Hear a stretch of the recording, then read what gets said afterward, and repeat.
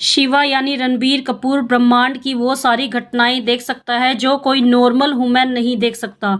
शिवा अपने सपनों में, अपने ख्यालों में कुछ अनजान लोगों को देखता है। शिवा एक अस्त्र भी देखता है। अब शिवा ये जानना चाहता है कि उसके साथ ऐसा क्यों होता है। एक दिन शिवा ईशा यानी आलिया भट्ट को देखता है। ईशा वही लड़की होती है जिसको शिवा ने अपने ख्यालों में देखा होता है।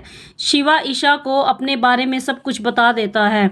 अब शिवा और ईशा मिलकर दोनों उन लोगों को ढूंढने लग जाते हैं जिनको शिवा ने अपने ख्यालों में देखा होता है। शिवा ईशा को बताता है कि जो जगह वो अपने सपनों में देखता है वो कहीं दूर पहाड़ों पर है, शायद जहां पर धरती का अंत होता है। आखिरकार वो दोनों मिलकर उस जगह को ढूंढ लेते हैं और दोनों हिमालय की पहाड़ियों में चले जाते हैं। शिवा के वहां पहुंचते ही ज्वालामुखी फटने लग जाता है और पहाड़ियों की ऊंचाइयों के बीचों बीच एक त्रिशूल निकलता है और वो त्रिशूल शिवा को अपनी तरफ खींच रहा होता है। शिवा और ईशा एक दूसरे को उन ज्वालामुखियों से बचाने की कोशिश करते हैं।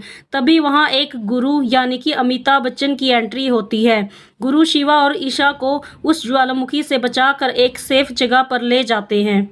ये गुरु भी वो होते हैं जिनको शिवा ने अपने ख्यालों में देखा होता है।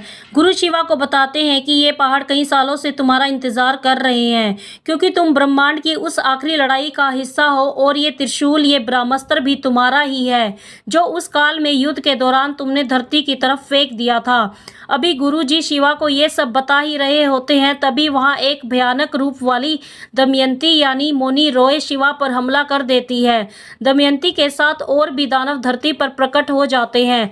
तभी गुरुजी शिवा से कहते हैं कि हमको इन दानवों को वापस भेजना होगा, नहीं तो ये उस ब्रह्मास्त्र को पाने के लिए पूरी धरती को तबाह कर देंगे। फिर शिवा कहता है कि हम इनको कैसे रोकेंगे।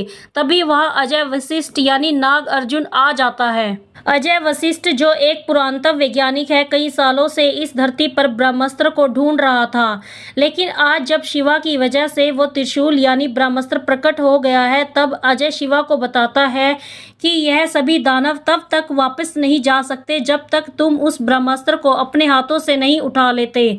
अजय बताता है कि अगर तुमने एक बार उस ब्रह्मास्त्र को उठा लिया जो सिर्फ तुम ही कर सकते हो, तब ये दानव खुद ही वापस चले जाएंगे। ये सुनकर गुरुजी कहते हैं लेकिन इससे शिवा की जान को भी खतरा है, क्योंकि चाहे ये शिवा का पूर्ण जन्म है और शिवा देवता का रूप है, लेकिन धरती पर उसका जन्म इंसान के रूप में हुआ है। कोई भी इंसान ब्रह्मास्त्र को उठा नहीं सकता और अगर उठा भी लिया तो वो इंसान खुद ही मर जाएगा। अब शिवा को ईशा भी ब्रह्मास्त्र को अपने हाथों में लेने से मना करती है, लेकिन शिवा उन दानव से धरती को बचाने के लिए ब्रह्मास्त्र को उठाने के लिए तैयार हो जाता है। शिवा ब्रह्मास्त्र को उठा लेता है। शिवा के ब्रह्मास्त्र को हाथ में लेते ही वो दानव शिवा की तरफ बढ़ते हैं। शिवा उस त्रिशूल यानी ब्रह्मास्त्र से उन पर वार करता है, जिस कारण एक बहुत तेज रोशनी निकलती है और पल भर में सब कुछ गायब हो जाता है। दमयंती अपने दानव के साथ वहां से वापस चली जाती है। तभी ईशा, गुरुजी और अजय खुद को संभालते हुए वहां देखते हैं तो शिवा और ब्रह्मास्त्र दोनों में से कोई भी वहां नहीं होता। तो दोस्तों, शिवा ब्रह्मास्त्र के साथ कहाँ गायब हो गया और दमयंती शिवा को क्यों मारना चाहती है, यह हम आपको अपनी ब्रह्मास्त्र पार्ट 2 में बताएंगे। आज की वीडियो आपको कैसी लगी प्लीज़ कमेंट करके ज़रूर बताइएगा। Okay, thank you, bye bye.